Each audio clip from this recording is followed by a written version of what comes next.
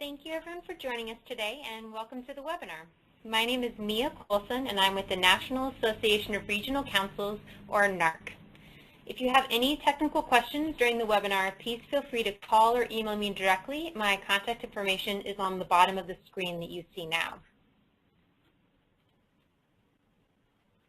So today's webinar is funded by the Department of Energy's Sunshot Solar Outreach Partnership and is going to focus on using power purchase agreements to finance solar in your community. So I'm going to start today's webinar with a brief overview of the partnership as well as share some helpful resources at the end of the presentation. But first, I'd like to introduce our speakers. We have Jeff Altman, the Director of Direct Sales at Tioga Energy, Larry Falcon, Director of the Office of Environmental Quality for the City of Cincinnati, Ohio, and Bob Boyes, the Conservation Agent for the Conservation Commission of Natick, Massachusetts. For those who have not participated in an NARC webinar before, the format is going to be the presentations and then followed by a question and answer session for all of our attendees. If you have a question during the presentations, please either raise your hand using the little hand icon or type in a question in the questions box in your control panel.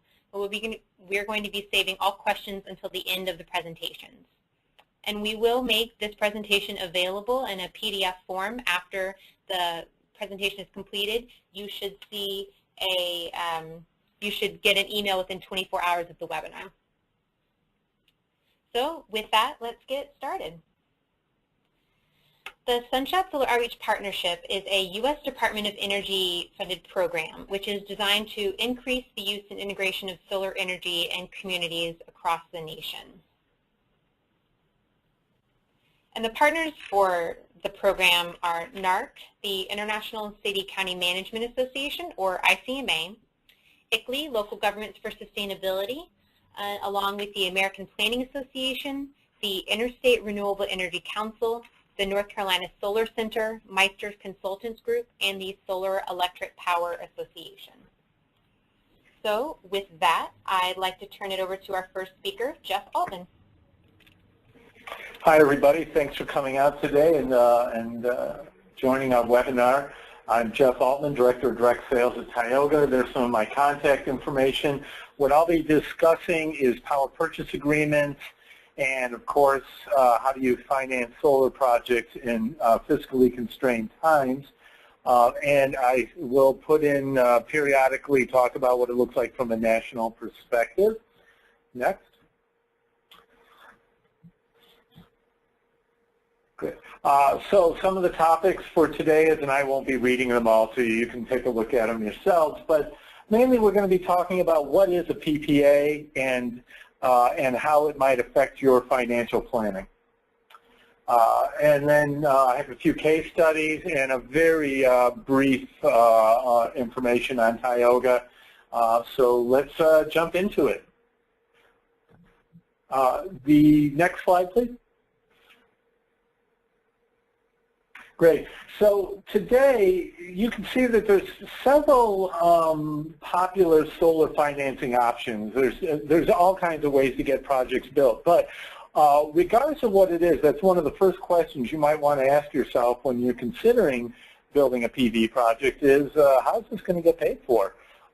So there's a few different ways to do it. Some of the things we're looking at here, of course, is a loan. Typical loan structure that you'd have with one of your banking partners.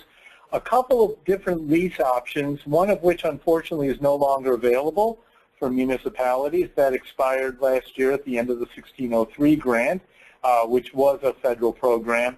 And then power purchase agreements. The main consideration between the two is what level of responsibility your organization would have in terms of taking out a lease or a loan and how much you have to maintain the system yourself, handle the paperwork, all that fun stuff, versus engaging with a company like Tioga under a power purchase agreement. And so you can see way over there on the right-hand side with a power purchase agreement, lots of no's, no down payment, no balance sheet. You don't have to have a tax appetite because as a nonprofit, a municipality, you don't have tax appetite. You don't have to deal with performance risk. You only pay for the power that's produced. There's no operating cost because as a PPA owner developer, we manage and maintain the system for the life of the contract at no cost to you. And then at the very end of the term of the agreement, you're dealing with a fair market value for a buyout provision. So as you can see here, there's some similarities and a lot of differences. It all depends on your risk profile. Next, please. So what is that solar PPA? Next. Right.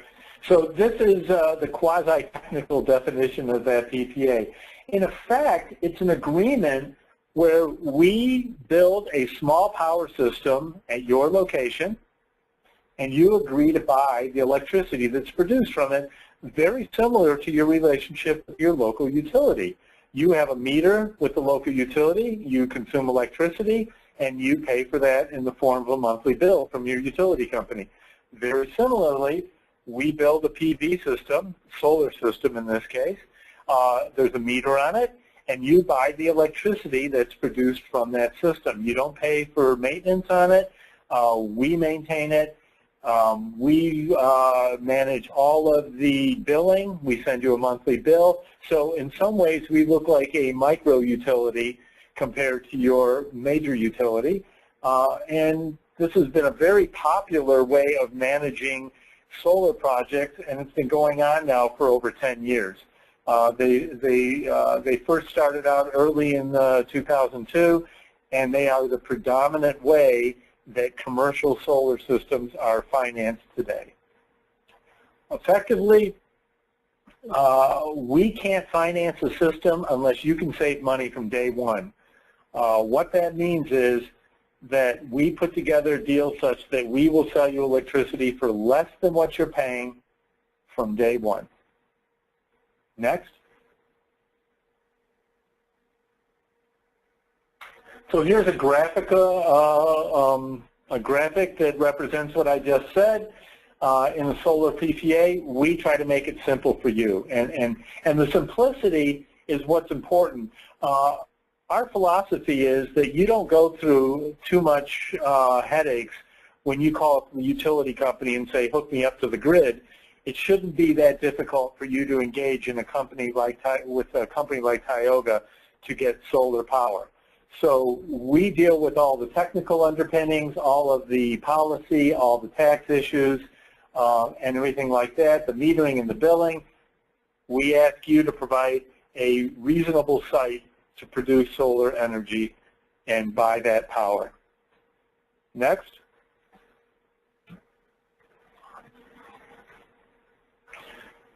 So why would you want to have a solar PPA? Well, it's really about having the benefits of solar without all the costs and complexity.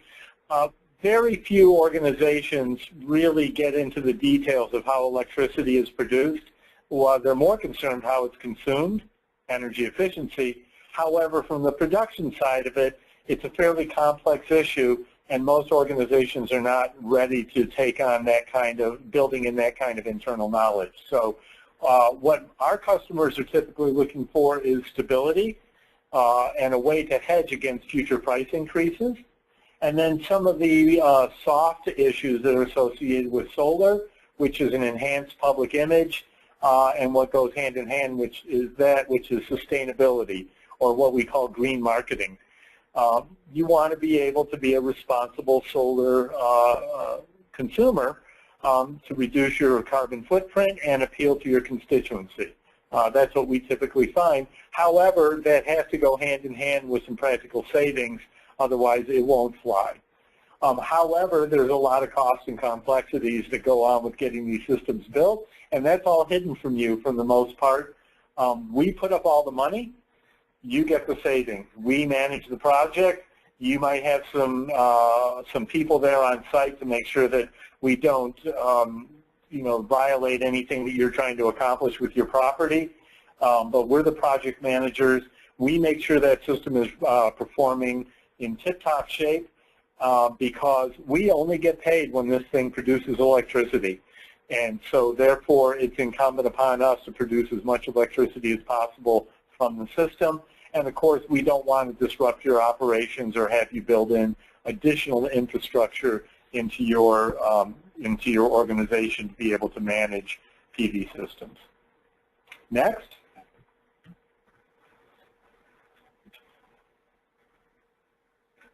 So these are some of the things that you could be asking yourself about. Is your organization and properties allow you to be qualified as a power purchase agreement candidate? And so the first and foremost thing is, in many ways, we act as a proxy for a bank. And so banks, as we all know, are very concerned about credit ratings. So first thing is you have to know if you are an investment grade credit risk. And that's BBB minus or better from Standard & Poor's or Moody's. So many public organizations certainly know what their investment, if they're investment grade credit or not. In the event that you've never actually floated public debt and therefore have not been rated as a credit risk, the other thing that will be required then is 3 years worth of audited financial statements. They can't just be reviewed, they have to be audited. So that's probably the first hurdle that everybody has to understand in terms of being a good power purchase agreement candidate. The next thing, of course, is your facilities. Where are we going to put all these solar panels? And one of the key ones is you have to control the location where the PV will be for at least the PPA term. And the minimum PPA term is 15 years. That's rare anymore. It's typically 20 years. So if you're leasing a building, you have to have a lease in place for at least 20 years, or you have to own the land if it's out on something like a water treatment plant or at another building someplace. We're always looking for a good, wide open space of at least 25,000 square feet. The reason being is we need to be able to put 200 kilowatts worth of PV panels up on the roof or out on the ground, and that takes about 25,000 square feet of clear, unshaded space. The meter that we're going to be connecting it up, the meter that feeds the electricity onto the grid, that meter has to have at least 150,000 kilowatt hours per year that you've been consuming. The historical load on that meter has to be at least 150,000 kilowatts. The reason being is that we don't want to overproduce a system that uses more power than what you actually consume. That has a twofold reason. One is you'll be paying for the electricity produced from the system regardless if you consume it or not. And number two, any overconsumption gets very little money from the local utility. Typically they pay wholesale rates, which are very little and will not help anybody from the financing point of view on getting these systems built. Things that we prefer as an organization are multiple facilities or sites. The reason being is that if we can do this more than one time, then we can start to monetize the amortize the legal and transaction costs across multiple sites, which makes it easier to do site number 2, 3, 4, 5, however. Of course, the other viable facility factor here is your electricity rates. What we try to do is get high time of use, low demand charges. And if you know much about your electricity bill, it has two components. One is your time of use rate. That's the instantaneous rate that you pay as power is produced. And the other thing is called demand charges. And what that is the utility company taking a look at historically how much power you consume and making sure that they always have enough power available on the grid to be able to deliver electricity to you.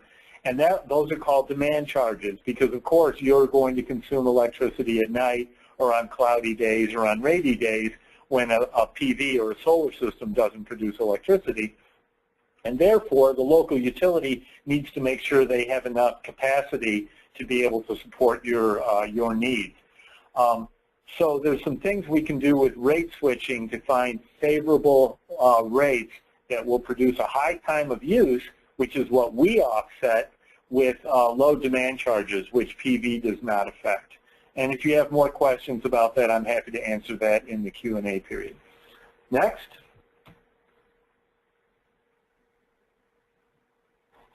And next. So some of the key elements that will be in the solar PPA for your contract. These are the things that will be presented, proposed, negotiated on. What's your initial rate? In other words, how many cents per kilowatt hour?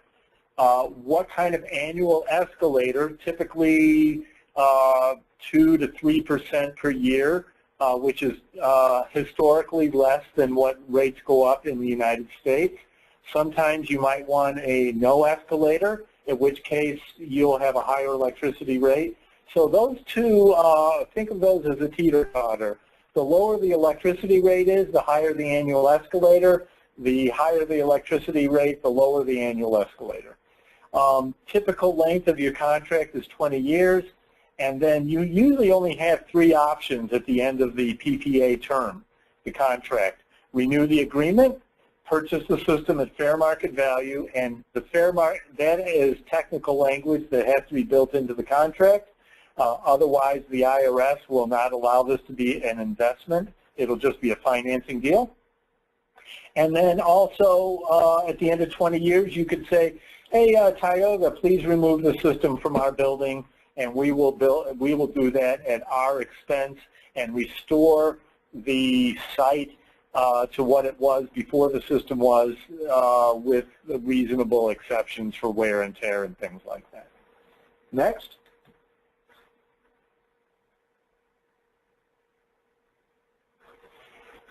You also have the right, typically, under a power purchase agreement, to do what we call early purchase options. And what happens is we will provide a schedule of what will happen if you want to terminate your contract anytime during the term, the 20 years, and that's called the terminal value. However, if you are going to do an early purchase option, you have to pay the greater of the fair market value, which is assessed by a third party, or that termination value. So that's something else that you'll see in the solar PPA. The other thing is, what do we do with the environmental attributes or renewable energy credits? We all agree upon that. What is the metering and billing and payment requirements? How do we have access to the site? That's called a site lease. And then, of course, things like construction considerations. What's the schedule? You guys want to take a look at it to make sure that it's aesthetically pleasing, things like that, design approval. And of course, we don't want to run into odd hidden conditions like what happens if we run into rocks under the soil that nobody expected, or asbestos in the roof if it was there for insulation, things like that. Typical construction considerations. Next.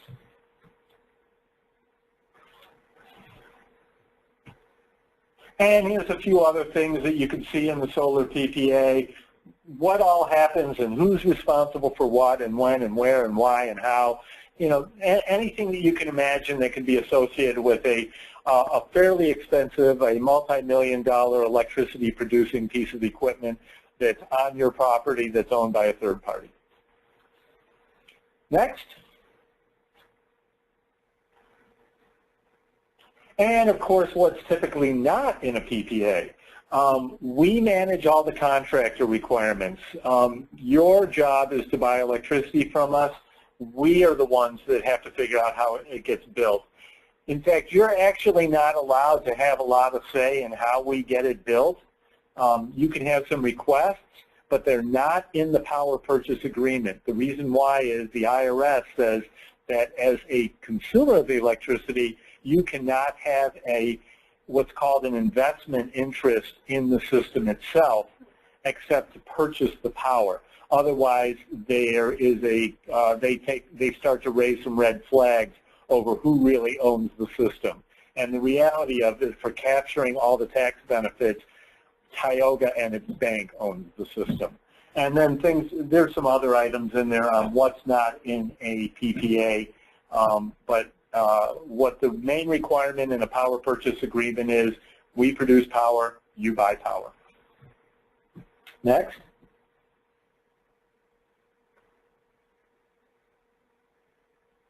As I mentioned, there's a few things that go into that teeter-totter of the power purchase agreement. Some of the fixed elements are all the things that you'll see over there in your left-hand column. Those are things that we worry about. There's nothing much that they're all built into our financial considerations. The negotiated items are the length of the contract, the PPA rate, the escalator, if there is one, and what happens with the environmental attributes of the renewable energy credits. Those are things that we'll negotiate between us, and everything else is between us and the banks and getting the darn thing built. Next. And next. So roughly, if you're involved in a PPA project, you're looking at somewhere between a year to 18 months from the time we all meet each other the first time to we actually get the system built and we throw the switch and turn on the electricity. And then for the next 20 to 25 years, this thing turns out electricity day in and day out, every day the sun shines. So what happens during the beginning is where all the busy work occurs. We all have to meet with each other. We have to do due diligence. We have to do engineering, design, procurement. We have to get it actually constructed, and then ultimately get it hooked into the grid and get it turned on. So you're looking at about a year to 18 months. Sometimes it takes less, sometimes it takes a little longer, but this is a pretty typical schedule. Next.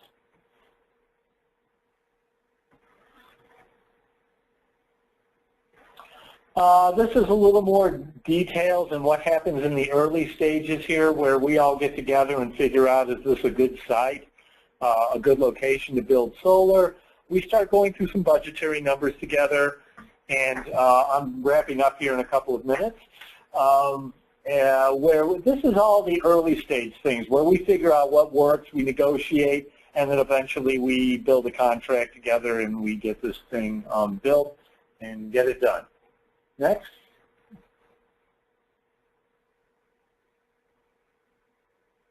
Here's a couple of case studies, and this will wrap up my talk. Next.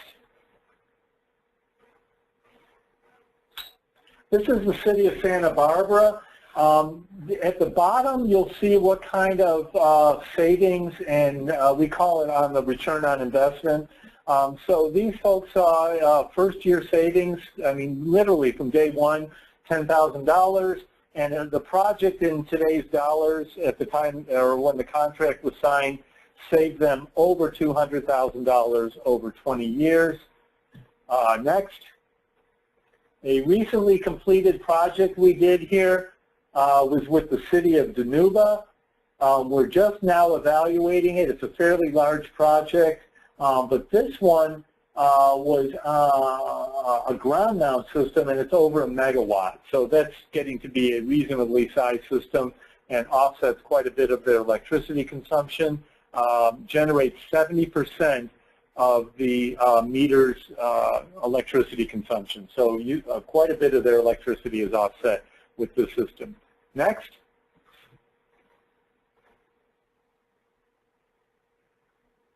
Brief commercial about Tioga. Feel free to take a look at this, and then, of course, I can answer questions. We do lots of projects. We publish our power purchase agreement so you can read it before you ever even get engaged with us. We have over 100 systems, and we've worked with many schools and municipalities. Our power purchase agreement, next, is downloadable from our website. Feel free to do that. They'll give you an idea of what a power purchase agreement looks like in all the terms. Next.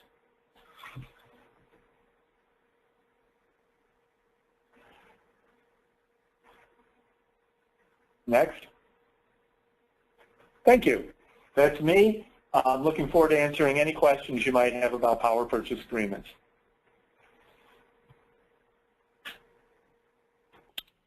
Thank you, Jeff. Now we'll turn it over to Larry. Hi, this is Larry Falcon, and I'm the director of the City of Cincinnati's Office of Environmental Quality. I appreciate the opportunity to talk to you all today. And I'm going to give a discussion about the power purchase agreements, not from the builder's side, but from the customer side, from the side of the entity that's buying the electricity, if you will. Next. The City of Cincinnati has right now approximately 21 PV systems located on 21 different city buildings. Not all of them were done with solar power purchase agreements. We built them over a period of years, and solar subsidy programs have come and gone over the years. So our first 3 systems were constructed with grants that we obtained from the Ohio Department of Development. When the federal stimulus funds came around, we were able to tap into some competitive grants to build solar PV systems on our buildings. We did 15 with stimulus funds. But our 2 newest systems have been completed using a solar power purchase agreement, and those are the ones that I'll primarily talk to you about today. Our solar construction pipeline is a good one. We've still got 1 facility currently under construction and 3 more in the planning or design stage. So right now we've got about 1 megawatt in operation and plan to be at about 2.1 megawatts of additional within maybe the next 18 months. Next. One of the things that I will say is that solar and the solar power purchase agreement should not be the only tool in your toolbox. If you're looking at energy, the first place you should look is energy efficiency. City of Cincinnati has done deep energy retrofits on 69 of our city buildings with 7 more in progress, and in general, that energy efficiency work is what you should do first. It'll get you quicker paybacks than the solar work. We also have 2 geothermal systems, 1 solar thermal system, and 2 megawatts of hydroelectric generation. So a little bit of a diversified portfolio there. Next slide. One of the facilities that we've done through a solar power purchase agreement is our College Hill Recreation Center. You see here a mock-up of what the facility looks like with the panels on. That's actually a double-sized gymnasium that the facility has, and it's the gymnasium roof. One of the interesting things about this project is that when they assessed it for solar, they discovered that the roof was not strong enough to support the weight of the system, but then a little bit of additional engineering revealed that they could shore up the roof, reinforce the roof, for only about $20,000 on a $600,000 project. And so it turned out to make financial sense to build some reinforcement of the roof into the deal and go ahead with the deal. And that's what we did. Next. The other facility that we constructed with a solar power purchase agreement is this one. It's the Beekman Garage. It's a facility where we repair the city's fleet of vehicles, repair and maintain vehicles. You can see a mock-up drawing of what the layout looks like on the roof. This is a facility that has a number of roof penetrations and various equipment on the roof. So you can see the solar panels are laid out and designed to avoid those obstructions. And you can see the photograph of what the built system looks like.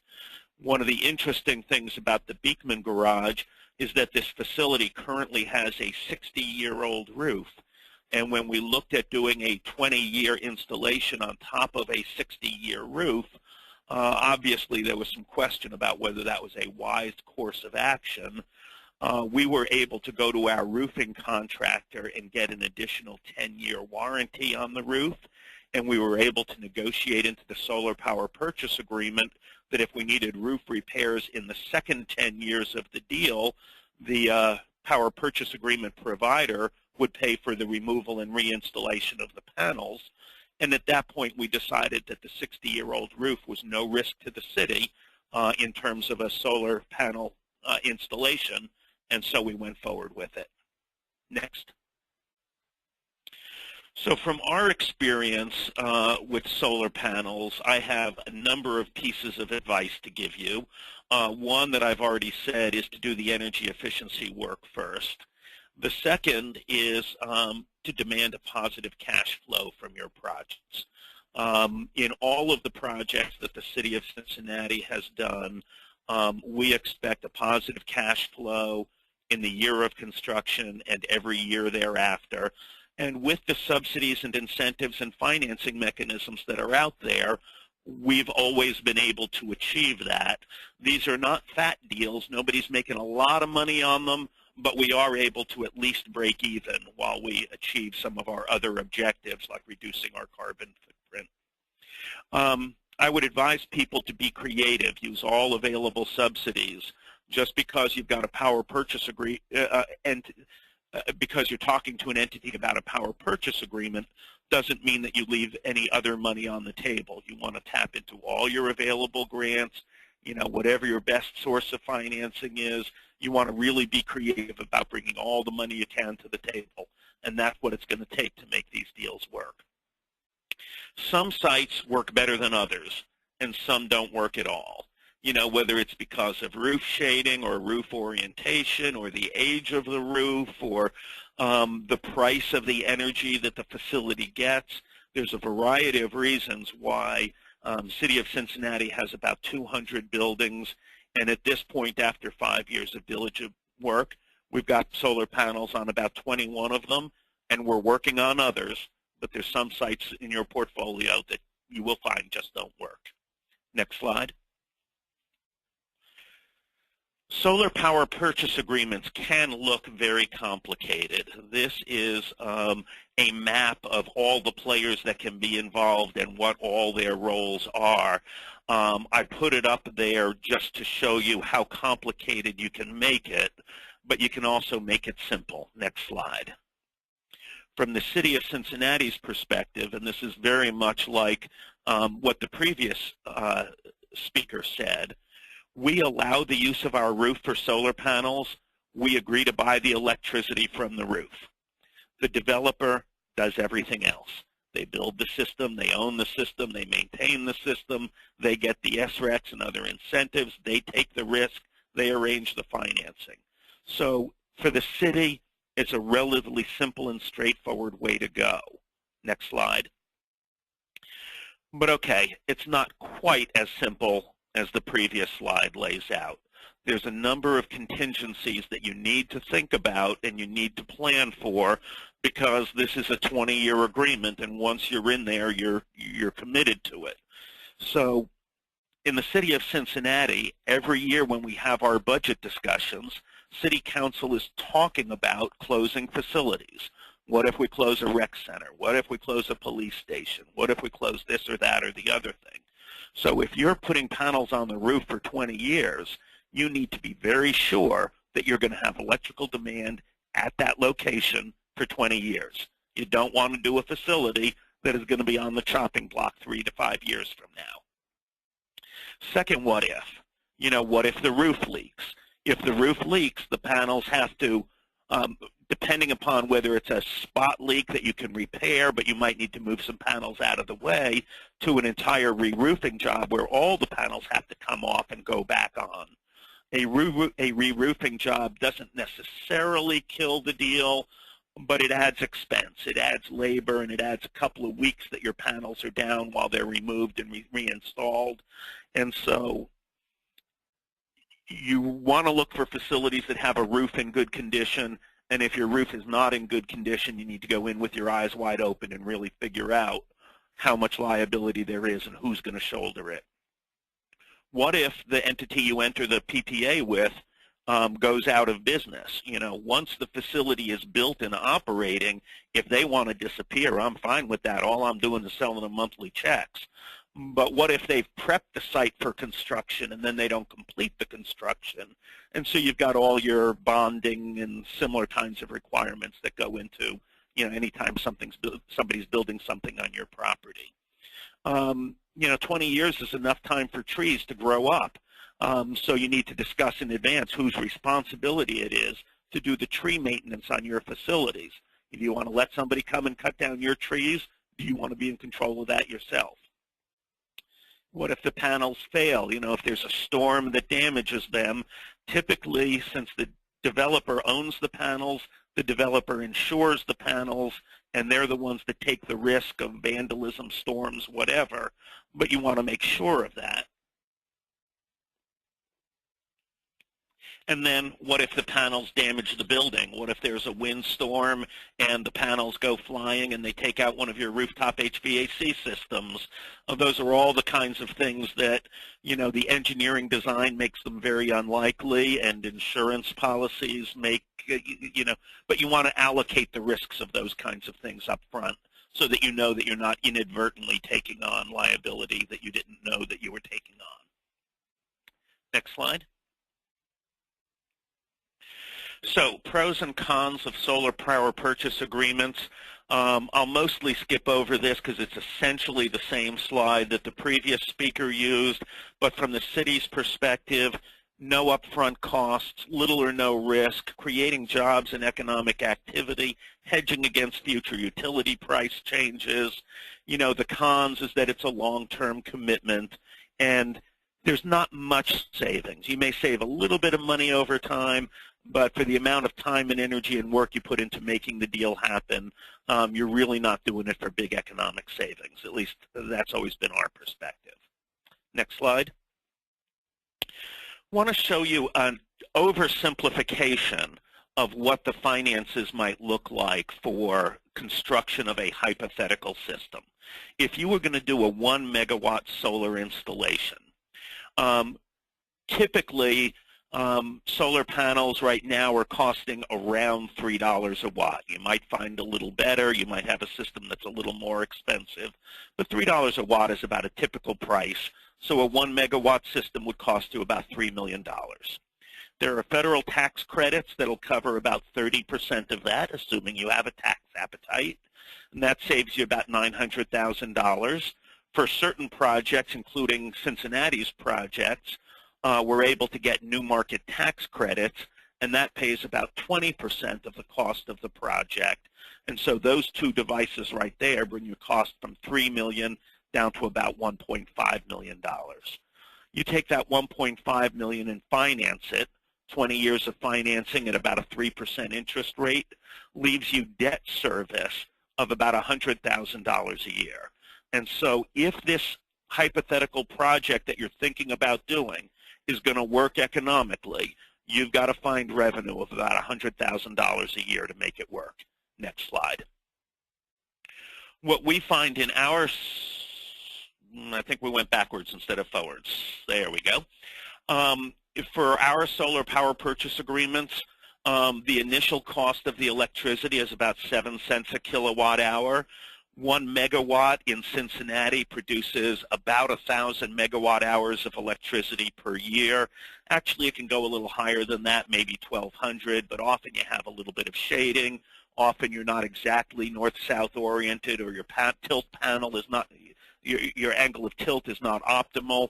So figure 1,000 megawatt hours a year is a safe production estimate. At 7 cents a kilowatt hour, you'll get about $70,000 a year worth of electricity. In Ohio, we have solar renewable energy credits. This past month, the market was at $50 a rec. So that got about $50,000 a year of revenue to the deal. That gives you a total income of $120,000. So for a $3 million job, to have $20,000 in more income than expenses is a pretty thin deal. Nobody's getting rich off it, but it does cash flow, and we're able to get the system in place, with no upfront cash and no yearly and annual expenses that are, less than our revenue. Next slide. And there's my contact information. That's what I had for you all today, and I'll be happy to answer questions when we get to the question and answer period. Thank you. Thanks so much, Larry. Now we'll turn it over to Bob. Well, thank you, Mia. This is Bob Boyce. I'm with the town of Natick, have been for the last 20 years. And what I'd like to start with is a little background with regard to what Natick, some detail on the town of Natick. Natick is a community of about 32,000 people. We're located about 20 miles due west of Boston. We're primarily a suburb but we have a substantial retail allotment of properties. The town has an operating budget of about $110 million annually. That's for both school and government. We own about 20 buildings, and we have our own landfill, and we have our own gravel pit, which I'll elaborate on a little later. Over the next 10 minutes or so, I'd like to share with you our experience in initiating a solar renewable energy program here in Natick. I'm not going to spend much time on the PPA. The previous speakers did an excellent job on outlining what a PPA is involved and some of the ins and outs and complexities. But what I like to do is start with some of the results we received in our efforts to use power purchase agreements to roll out our solar renewable energy program. Next slide. Natick signed actually 3 power purchase agreements within a year. Whoops, my computer went to sleep. Under the agreements, we're purchasing about 1.1 megawatts of solar array powers on 6 building roofs, covering an area of about 417,000 square feet at no cost to the town. The installation alone was over $6 million, and that included engineering and design. So there was no upfront cost for the town of Natick. The town ended up with negotiating a very favorable electric rate. It's for 20 years. There is no escalator. We are actually got a flat rate of 9.5 cents, which is half of what our electricity bill is if you look at total cost of delivering electricity through the utility. Our total kilowatt hour cost is about 17 cents per kilowatt hour. So we've got a fixed rate of 9.5 cents per kilowatt hour for 20 years with no escalator. The solar energy arrays generate enough electricity to meet 40% of the demand. It's about 1.3 million kilowatt hours per year. We've also lowered our greenhouse gas emissions by a little over 1 million pounds per year. One of my favorites is in our PPA we negotiated some educational benefits. They include a variety of things, which I'd like to explain a little bit about. We've installed TVs in all the buildings, which allows students and visitors in the buildings to receive real-time information on generation from the solar system. We've also have weather stations in the buildings, which helps explain the variables of generating electricity through solar power. And we track real-time performance and some of the reductions, CO2 reductions in our dedicated website, which again was part of our negotiated effort with our escrow, our energy service company, with a dedicated website. Next slide, please. What I'd like to do is spend a little time explaining to you some of the details that we faced.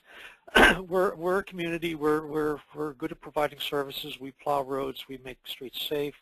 You know, we protect our resources. But the language of power purchase agreement and the whole science of solar power is really unique and outside of town experience. So some of the challenges we faced was with bureaucracy, and this is bureaucracy within town government, understanding how a town government works and how decisions are made. For the purposes of our 6 power purchase agreement, we had 2 approval authorities. Here in town government, you have general government, which is chaired by the Board of Selectmen, and then you have school government, which is chaired by the school committee. The building mix forced us to go to each one of them. In addition, we had 2 building committees.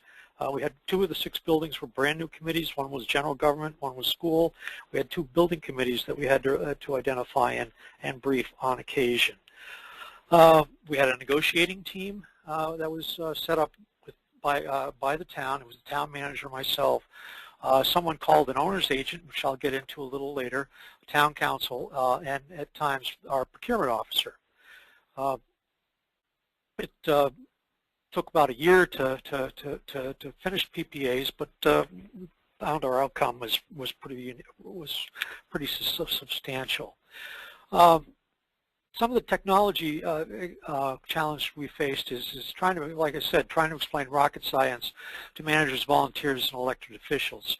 It is very difficult to explain to people what net metering is, what SHRECs are, RECs are, default values, termination schedules, load side connections, line side connections, interconnections in general.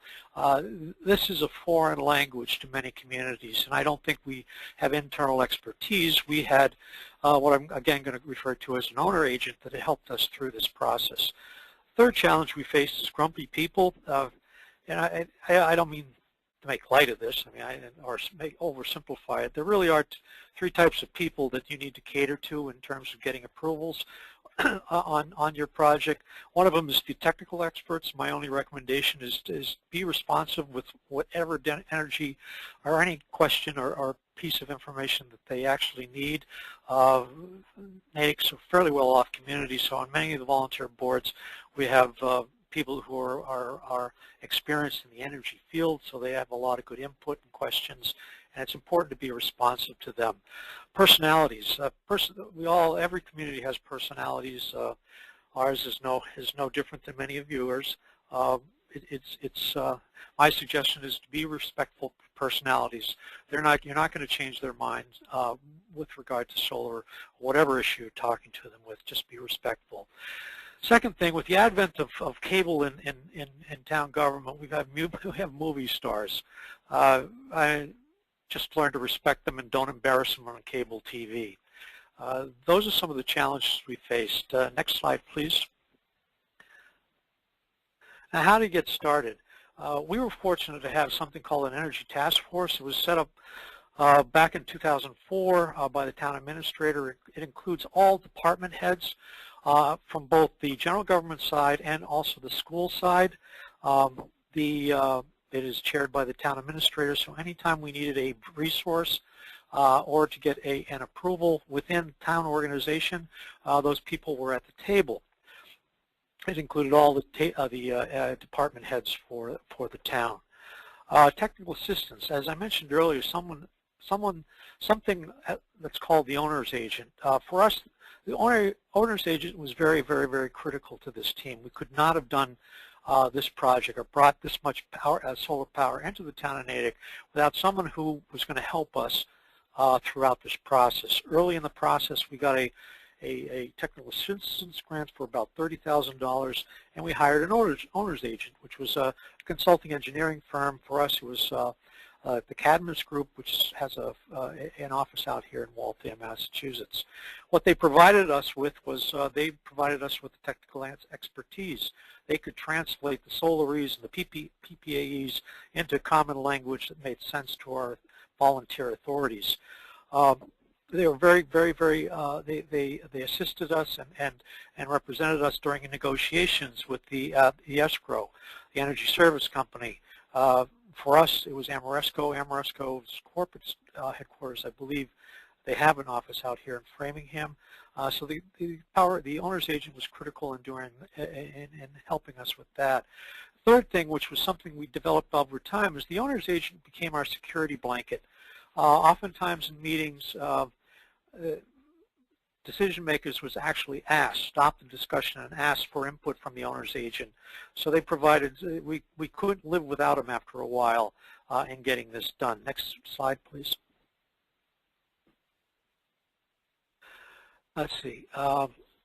Where did we start? Where we started from is we looked at our solar potentials town-wide. We asked 2 escrows to give us a feasibility to do a limited feasibility study on all our roofs and on land locations.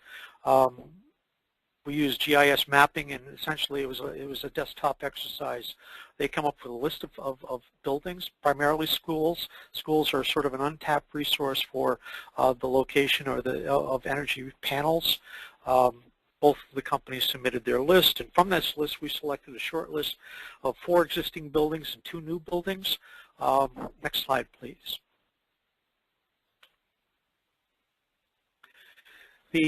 and we decided to, in our overall approach for implementing the strategy to essentially how to navigate through boards and committees was to start small and end up big. We got some initial grant money for one of the schools and pushed through the approval process, review and approval process, this one school, which made a lot more sense than throwing everything through the approval process. It wouldn't have been to our benefit to push all 6 locations through the process. So we started small, and once we got the approval for the one school, we quickly followed it up with the 3 remaining schools and the 2 new buildings. Important to this whole thing, again, is identifying key players in the review and approval process. As I mentioned, procurement was very, very critical to this. Legal, also the 2 building committees and the school committee. We probably spent in front of with these people, in front of these groups, well over 20 to 30 meetings over a 3 to 4 month period. Essentially, after, you can only do so much. You get to the point where you've done your best, and you've just got to cross your fingers and hope for the best. Next slide, please. Now we've had the approval. All locations were approved, and it actually became a fairly routine process once we got the initial approval done. We still had to deal with local permits. We had to deal with building fire inspectional service and the escrow itself. The escrow developed the engineering designs and and we convened sort of collective permitting sessions with building fire inspectors, electrical inspectors. Construction oversight, we again used the owner agent to come in and help us oversee the escrow work on installation. We received, in addition to our electrical and building inspectors, the owner agents completed fairly significant and comprehensive reviews of the construction activities, and once they were installed and we received a sign-off from the owner's agent, our security blanket, we were able to proceed and start operation. Next slide. I want to thank you. I'm glad to answer any questions. My contact information I don't have, but I think it will be sent to you later. Thank you. Thank you, Bob. And like you mentioned, we'll be including it on the PDF that gets sent out in the follow-up email. So now I'd like to open the lines for some questions. Just a reminder, if you have a question, please either raise your hand in the box with the little hand icon, or type a question into the questions box. And we do have several questions already, so I'll unmute our speakers. And the first question we have is for you, Jeff. Do you typically negotiate with consumers so that Tioga owns the REC? We do typically own the RECs. It depends from a national perspective. It depends on what the value of the RECs are, and if we can secure a long-term contract so as to reduce the electricity, the cost of the electricity to our host customer. In some markets, the RECs don't have a monetary value. There's not an open trading market, and in those cases, then the host often keeps the environmental attributes for themselves. Great. Thanks. The next question is, for someone in a state where power purchase agreements aren't allowed, do you have any advice on how to lobby for them? Is that for everybody? This is Jeff. Yeah, this is Jeff. I would say you'll want to get associated with your local SEIA organization. That's the Solar Energy Industries Association, SEIA.org, SEIA.org. They frequently have solar advocates that effectively are the solar industry's lobbying group, and they will help organize to work with the local Public Utilities Commission and the utility to get solar acceptable, particularly third-party ownership. This has been a tried and true method, is to get everybody communicating and talking and realizing that we're not trying to pick money out of the pockets of the local utility, and it really is good for everybody. Yeah, I would follow up on that. This is Larry from Cincinnati with saying that my suggestion is that the economic competitiveness argument is in some cases going to get you further than the green argument. I want to do solar panels because it reduces my carbon footprint and my dependence on coal and all those kinds of things. But for most of the people at the state level that I'm trying to persuade, it's more impressive to them that I've locked in 7 cents a kilowatt hour for the next 20 years, and as we forecast electricity grid prices climbing and climbing and climbing, it's going to get to the point where if you want to be economically competitive, you don't want to be relying on fossil fuels for your electricity supply. And so, starting the construction now and ramping it up over time means that by the time economic competitiveness requires you to be breaking that, that coal or fossil fuel habit, you'll be in a position to do so. Great. That's the argument. So the next, sorry. So our next question is for Larry or Bob.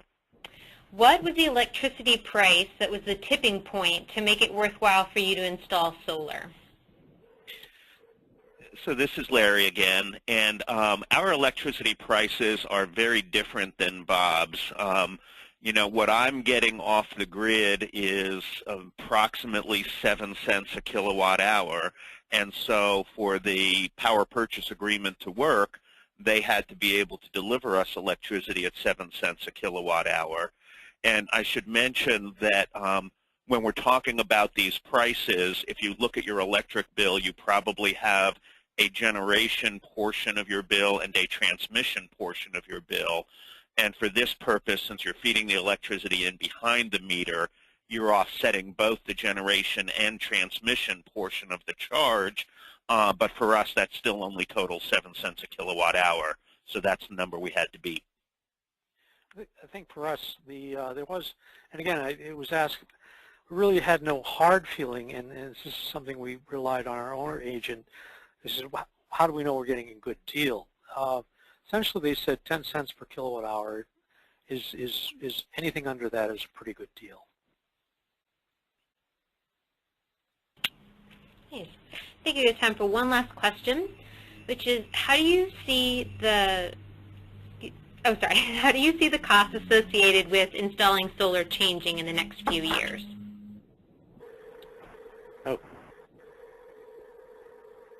It's been coming down dramatically. It's, a year ago we were paying $5 a watt, and 2 years ago or 3 years ago we were paying $9 a watt, and now we're down to $3 a watt. And I'm not sure how much further it's going to go, but I definitely see the trend being a continuation of solar prices falling. This is Bob. I think there are a lot of incentives that are still attached to the solar business. I mean, my understanding is the only thing that made it work here in Massachusetts, in Natick, Massachusetts, is because of the incentives that the business could take advantage of: depreciation, grants, the SHRECs, which, commodities trading and that type of thing. Now, if those change, I'm not sure what the impact on solar would be. But overall, I agree with Larry. It's coming down. This is Jeff. We are obviously keenly interested in this, and for the builders and owners of these systems, we watch it continuously. Prices are starting to get close to $2 a watt as you get into the larger scale systems, megawatt and up. We expect to see prices continue to drop.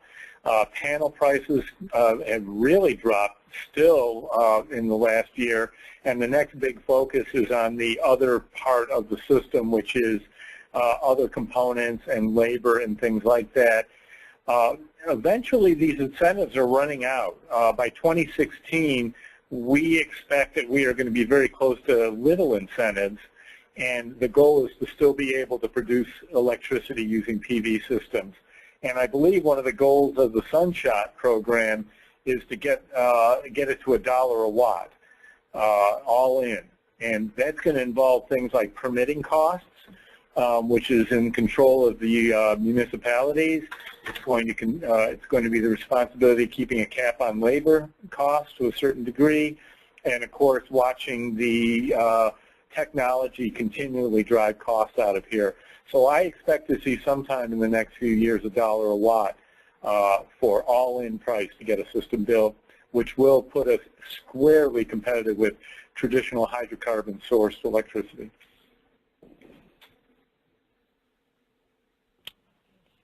Well, I'd like to thank Jeff, Larry, and Bob for taking their time out to be on this webinar with us today. I'd like to take the few remaining seconds we have to plug a few additional resources. We have the Department of Energy Solar Powering Your Community Guidebook, which is a fantastic resource that includes some information about third-party financing models, including power purchase agreements.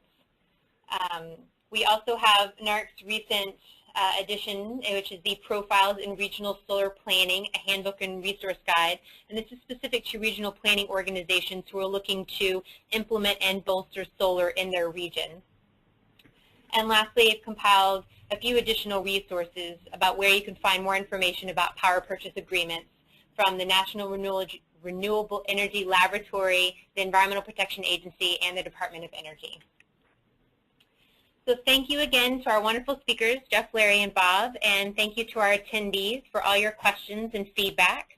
Just a reminder, you will receive an email within the next 24 hours with a link to the webinar and a PDF copy of the presentation. So thank you again for your attendance, and we look forward to your future participation in our webinars. Thank you for having us.